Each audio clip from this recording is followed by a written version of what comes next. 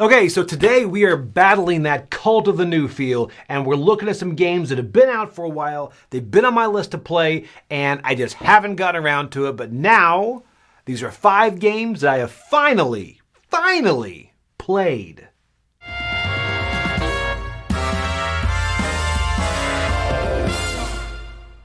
Like I said, the hardest part about being a reviewer is the fact that so many games come in to play and you always want to play the new hotness to kind of get that review out. But a lot of times because of that, a lot of games slip through the cracks and these are games that you want to play. And you're always trying to play new games, so a lot of times you can't reach out and play those older games. Well, these are games, a few games that have been on my list that I really want to get played. They've already been reviewed here on the channel elsewhere, but they're ones that I really want to hit my table because I think they look good. The bad thing is, sometimes these games don't live up to the hype in my mind. But these are 5 games I've been wanting to play, and I finally did, and here's what I think about them. Okay, the first game I'm going to talk about is probably the newest game on the list, and that is Vegetable Stock. I know what you're thinking. It's yet another game about vegetable economics. It's been done to death. Way too many games on that. I know. This is one of a crowded field. No, seriously, vegetable economics is one of those I avoided playing because I'm like, it does not sound fun at all. The whole thing is you're going to put all these cards out, and you're going to draft them, and whatever cards go undrafted, that's going to fluctuate. It's going to add value to certain vegetables. So you put vegetables in front of you, and you're going to watch those go up and down. If they go up too high, they could crash. All right, so you're trying to want to balance that. Get all the vegetables in front of you. Almost said fruit.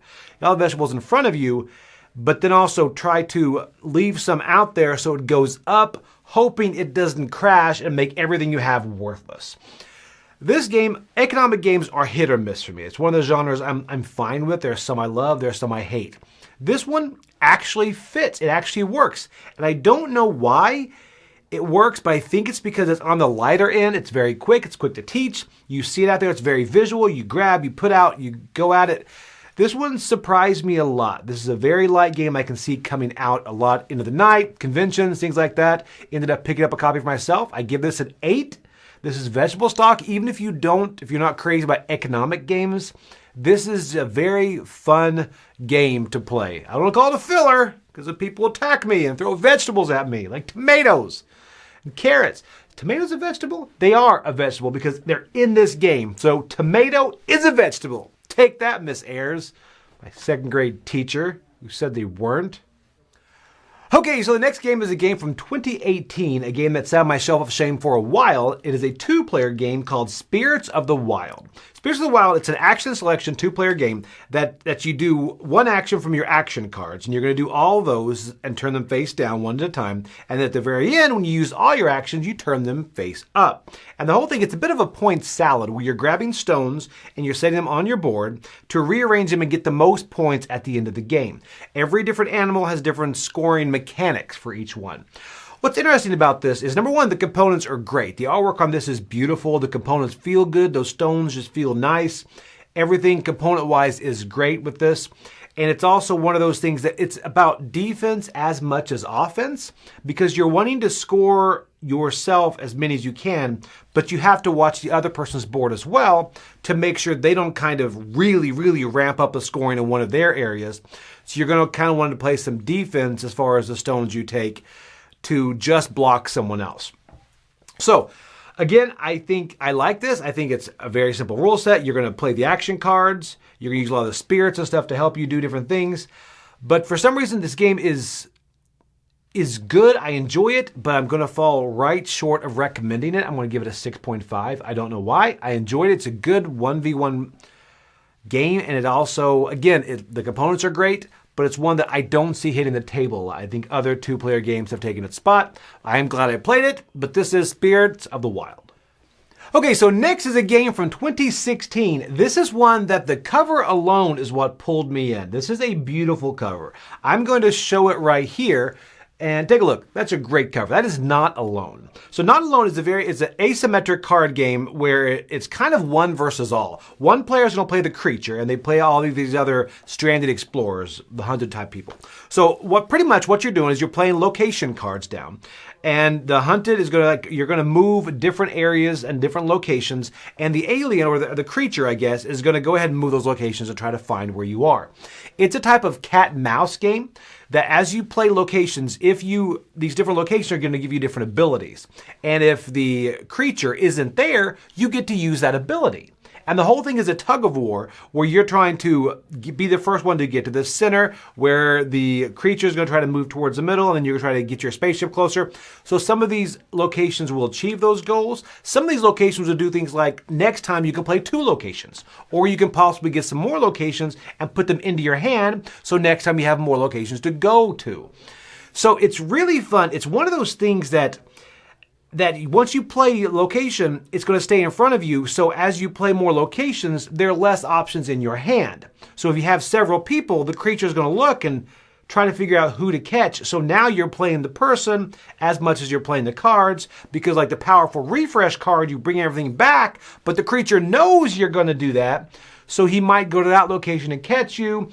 There's a lot of very good cat and mouse, almost a Princess Bride type thing where I know you can't choose the one in front of me, yada, yada, yada. So it feels really good. As far as a 1 versus all, it's very quick, very light. I give this a 7.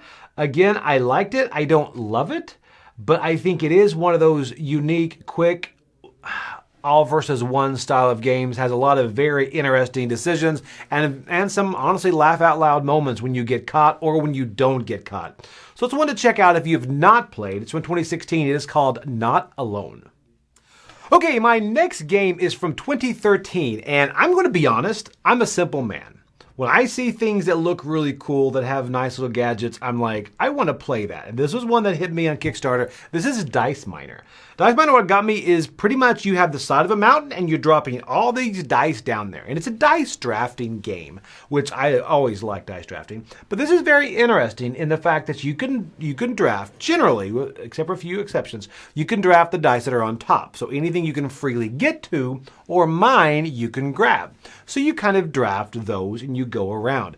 And that's pretty much what the game is. Every time more dice are dropped down there and you can grab one that are showing. Now there's also different things like if you grab a dice showing a beer, then you roll that dice, you give it to someone else because you've given them something, you've given them a beer or a dice or whatever, then you get to get 2 dice out of there. One of them could be in the top, one of them could be a lower one. What? It's crazy. So that whole type of thing I thought was very interesting. And again, this looks really good on the table. Now you're going to take all those dice in front of you, and then you're going to score them different ways. And certain things like magical symbols can allow you to re-roll. Treasure chests allow you to keep certain things. And as you go on through the rounds, you're going to have a larger and larger tableau, area of dice that you're going to keep scoring round after round. This is one that, number one, fistfuls of dice make me happy. It just makes me happy on the outside and the inside. It's just fun. This is a game that surprised me that I really, really enjoyed this. They're asymmetric players, but very lightly, so nothing ever breaks a game. They're barely asymmetric, but they do give you a bit of different abilities and stuff. So I enjoy this a lot. I give this an 8. This is something that I can see hitting the table for me because again, it's on the lighter rules wise, but I really do enjoy this. And this is Dice Miner. Okay, finally a game from 2021, and this is a game that I mentioned in passing. I'd like to play that to somebody, and they chased me down and allowed me to play it. And this is one that I'm surprised at how much I enjoyed the game. Spoiler alert, this is G.I. Joe, the deck building game. Now before you turn away, this is one that I was never really a G.I. Joe fan. Everybody mentions it, and I'm like, yeah. I don't know if I wasn't allowed to watch it, or if I just watched more Thundercats. Whatever it was, I wasn't a huge G.I. Joe fan. But this game, it honestly intrigued me, and I liked it because it's a co-op deck building game, first off. And you're going to start with a small group of cards, and you're going to get more and more powerful. You're going to be able to get new gear. You're going to get new G.I. Joe veterans. You're also going to get new vehicles. And all of this, so it sounds like a typical deck building game. But I think where this stands apart is you're going to go through missions to save the world, as you do in most of them. But the whole thing is, this right here, it feels like you're more doing thematic things, thematic missions, than just beating random enemies. So I think the theme on this really comes together. Now, I will say that I heard the rule book on this is atrocious, but at this time, there's a lot of other ways that you can learn the game. I actually learned from someone else. So I know there's a lot of videos and things to learn this game, because I will say I have heard the rule book is a nightmare. But taking that out of it, I'm taking just gameplay. So this right here, the way it deals with the narrative is great. Also, the vehicles on this. A couple things I love. The vehicles that you're going to choose to take on these certain missions. I love the idea of this, how they have different seats, different amount of people you can take with you to go on certain missions. Or you can take some with less seats that are a bit more powerful that will help you in the mission. Or take more seats, you got more people, but it's pretty much just a Jeep. It doesn't do anything. I like that, and then I also like the fact that you have different non-combat skills like stealth and a recon, so there's a lot of different things that can go into every type of mission that isn't just pow, pow, pow, hit 'em. But one thing that I really, really enjoy about this, and it just blows my mind, is when you buy a card, it goes on top of your deck. What? That's crazy. You mean I buy this wonderful thing and I put it here and I get it sooner? This is crazy. Where have you been all my life? I really enjoy this. It's a little thing, but I really enjoy this. This is one that sadly I like because I feel like I'm too far behind on it, because there's lots of expansions out there and things. I'm like, ugh, I don't have to buy everything, but it's really, really good. I'm coming in at a 9 on this because I think it does a lot of things different than other deck building games, which I love deck building games. But I'm coming in at a 9. This is G.I. Joe, the deck building game. And again, I'm not huge on the IP, but I really, really enjoy the game. Whew. Okay, so those are 5 games that I finally played, and actually, the majority of them lived up to what I hoped. But again, that was 5 games I played. Let me know what you think about those, or let me know that a game that is a bit older that you have played that you may have overlooked and you're glad you finally had it hitting the table. Because in this hobby, there's a lot of games out there that are unplayed. It's time to play them. I'm Joey Evans, and I'll see you later on the channel.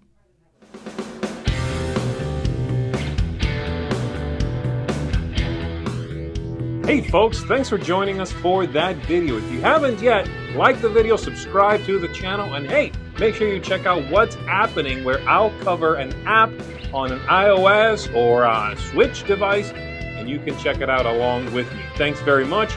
You've been watching The Dice Tower.